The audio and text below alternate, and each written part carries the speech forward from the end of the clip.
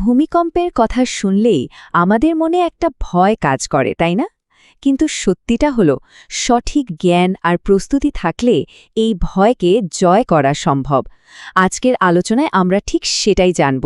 ভূমিকম্পের সময় নিরাপদ থাকার পেছনের বিজ্ঞানটা কি, আর আমাদের ঠিক কি করতে হবে। একটু ভাবুন তো, যদি ঠিক এই মুহূর্তে আমরা কথা বলতে বলতেই মাটি কেঁপে ওঠে, আপনার প্রথম কাজটা কি হবে? উত্তরটা যদি সাথে সাথে মাথায় না আসে, তাহলে বুঝতে হবে এই আলোচনাটা কতটা জরুরি। কারণ সঠিক সময়ে নেওয়া একটা সিদ্ধান্তই কিন্তু জীবন আর মৃত্যুর মধ্যে পার্থক্য করে দিতে পারে। তো সবচেয়ে গুরুত্বপূর্ণ আর বিজ্ঞানসম্মত কৌশলটা কি? এটা হলো ড্রপ, কভার এবং হোল্ড অন। মনে রাখা খুব সহজ। কাঁপুনি শুরু হওয়া মাত্রই প্রথম কাজ হলো ড্রপ, মানে হাঁটু গেড়ে বসে পড়ুন। এরপর কভার, মানে কোনো শক্ত টেবিল বা ডেস্কের নিচে ঢুকে আপনার মাথা আর ঘাড় বাঁচান। আর সব শেষে হোল্ড অন, মানে যেটার নিচে আশ্রয় নিয়েছেন সেটার পায়া শক্ত করে ধরে থাকুন যতক্ষণ না কাঁপুনি পুরোপুরি থেমে যায়। এই তিনটা ধাপই কিন্তু আপনাকে সবচেয়ে বেশি সুরক্ষা দেবে। আচ্ছা, কি করতে হবে তা তো জানলাম, কিন্তু এর থেকেও জরুরি হলো এটা জানা যে কি একদমই করা যাবে না। কারণ ভূমিকম্প নিয়ে এমন কিছু ভুল ধারণা প্রচলিত আছে যা উপকারের বদলে মারাত্মক বিপদ ডেকে আনতে পারে। এর মধ্যে সবচেয়ে বিপজ্জনক ধারণাটার নাম হল ট্রায়াঙ্গল অফ লাইফ। এটা বলে যে কোনো আসবাবপত্রের পাশে শুয়ে পড়তে, নিচে নয়। কিন্তু বিজ্ঞানসম্মত পদ্ধতি অর্থাৎ ড্রপ, কভার, হোল্ড অন বলে আসবাবপত্রের নিচে আশ্রয় নিতে। পার্থক্যটা কেন এত গুরুত্বপূর্ণ? কারণ ট্রায়াঙ্গল অফ লাইফ তত্ত্বটা ধরে নেয় যে আপনার বিল্ডিংটা পুরোপুরি প্যানকেকের মতো ভেঙে পড়বে, যা আধুনিক দালানকোঠার ক্ষেত্রে খুব কমই ঘটে। বাস্তবে বেশিরভাগ আঘাত আসে ওপর থেকে খসে পড়া জিনিসপত্র থেকে, আর টেবিলের নিচে থাকলে আপনি ঠিক সেই বিপদটা থেকেই বাঁচবেন। তাহলে ট্রায়াঙ্গল অফ লাইফ কেন একটা ভুল কৌশল? দেখুন, প্রথমত, এটা একটা খুব বিরল সিনেরিওর উপর ভিত্তি করে তৈরি। দ্বিতীয়ত, আপনি যখন কোনো কিছুর পাশে শুয়ে থাকবেন, তখন ওপর থেকে খসে পড়া কাঁচ, প্লাস্টার বা যে কোনো ভাঙা অংশ সরাসরি আপনার উপর এসে পড়বে। আর সবচেয়ে বড় ঝুঁকিটা হলো ভূমিকম্পের ঝাঁকুনিতে ওই ভারী আসবাবটাই হয়তো গড়িয়ে আপনার উপর চলে আসতে পারে। কাজেই এটা এড়িয়ে চলাই বুদ্ধিমানের কাজ। আরেকটা খুব পুরনো ধারণা হল ভূমিকম্পের সময় দরজার চৌখাটের নিচে দাঁড়ানো। এটা হয়তো অনেক পুরনো দিনের মাটির বাড়ির জন্য কিছুটা সত্যি ছিল, কিন্তু আজকের দিনে কংক্রিটের দালানে দরজার ফ্রেম দেয়ালের অন্য কোনো অংশের চেয়ে একটুও বেশি মজবুত নয়।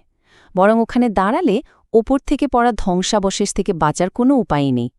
উল্টো দরজার পাল্লার আঘাতে আহত হওয়ার ঝুঁকি থাকে।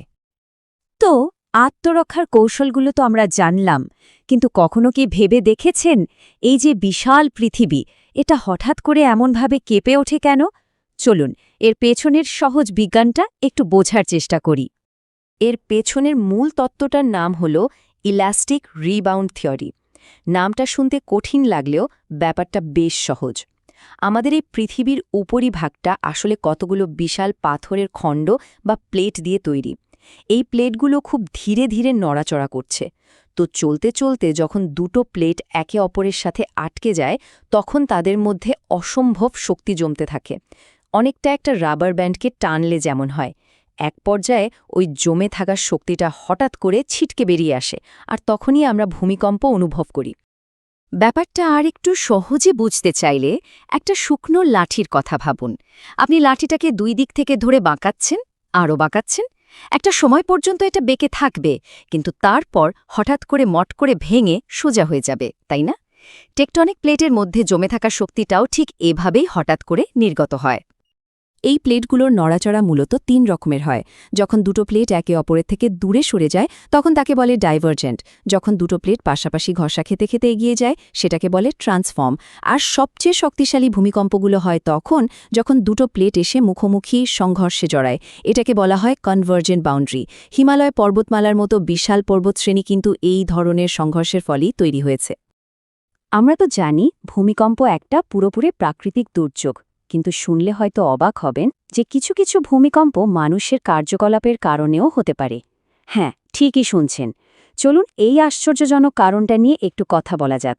এখানে একটা খুব সাধারণ ভুল ধারণা আছে যে তেল বা গ্যাস উত্তোলনের জন্য যে ফ্র্যাকিং পদ্ধতি ব্যবহার করা হয় সেটাই হয়তো ভূমিকম্পের কারণ। কিন্তু গবেষণা বলছে ফ্র্যাকিংয়ের কারণে যে কম্পন হয় তা এতটাই মৃদু যে আমরা অনুভবই করতে পারি না। আসল ঝুঁকিটা তৈরি হয় অন্য জায়গায়। তেল বা গ্যাস তোলার পর যে বিপুল পরিমাণ দূষিত জল তৈরি হয়, সেই বর্জ্য জল যখন মাটির অনেক গভীরে ইনজেক্ট করে ফেরত পাঠানো হয়, তখনই বড় ভূমিকম্প ঘটার আশঙ্কা তৈরি হয়। কিন্তু কেন এমন হয়? কারণটা হলো মাটির অনেক গভীরে আগে থেকেই কিছু পাথরের ফাটল বা ফল্ট লাইন থাকে, যেগুলো লক্ষ লক্ষ বছর ধরে একটা চাপের মধ্যে স্থির হয়ে আছে। যখন সেখানে বিপুল পরিমাণ তরল ইনজেক্ট করা হয়, তখন সেই তরল ওই ফাটলগুলোকে পিচ্ছিল করে দেয় আর সেখানকার চাপ বাড়িয়ে দেয়। এর ফলে যে ফল্টগুলো এতদিন ঘুমিয়েছিল সেগুলো হঠাৎ করে সক্রিয় হয়ে ওঠে আর ভূমিকম্প তৈরি করে। তো ভূমিকম্প কেন হয়, কি কি ভুল ধারণা আছে আর হলে কি করতে হবে সেগুলো তো আমরা বুঝলাম। এবার আসা যাক সবচেয়ে গুরুত্বপূর্ণ অংশে। ভূমিকম্প কখন হবে তা তো আমরা জানি না। তাই ভূমিকম্প হওয়ার পর প্রতিক্রিয়া দেখানোর চেয়ে জরুরি হল এর জন্য আগে থেকে একটা ঠোস পরিকল্পনা তৈরি রাখা। প্রস্তুতি শুরু করতে হবে নিজের ঘর থেকেই।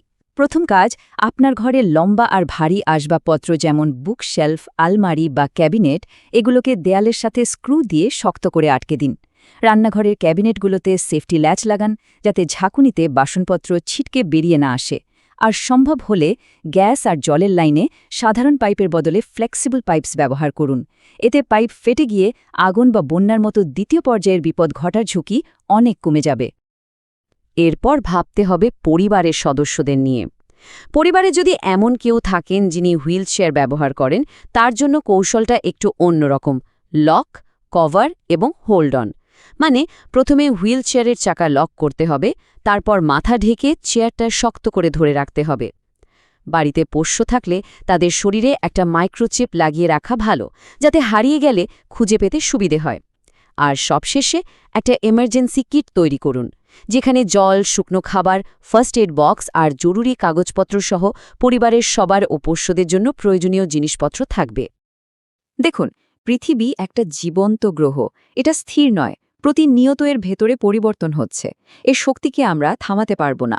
তাই আসল প্রশ্নটা হলো, এই গতিশীল পৃথিবীর সাথে তাল মিলিয়ে চলার জন্য আমাদের নিরাপত্তা পরিকল্পনাটা কি যথেষ্ট আধুনিক আর কার্যকর, নাকি আমরা এখনও পুরনো ধারণা কি আঁকড়ে ধরে আছি?